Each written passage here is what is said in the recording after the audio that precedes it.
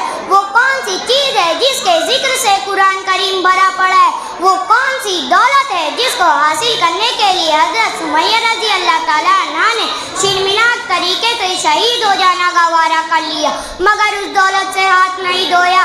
جی ہاں، وہ چیز توحید ہے، وہ دولت توحید کی دولت ہے۔ دنیا میں جتنے بھی نبی اور رسول ہیں، سب کے بعث کا ایک ہی مقصد تھا کہ اللہ کے بندے صرف اسی کی عبادت کرے۔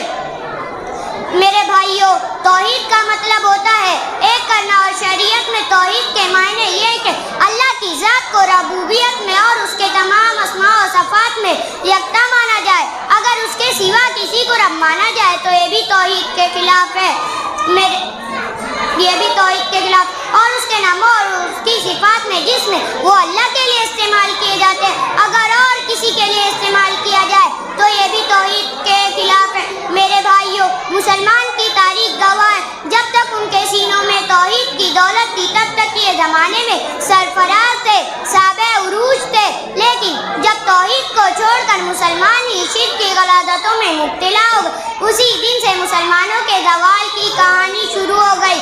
علامہ اقبال نے کہا تو تھا کہ توحید کی امانت سینوں میں ہے ہمارے، توحید کی امانت سینوں میں ہے ہمارے، آسان نہیں مٹانا نام و نشاں ہمارا۔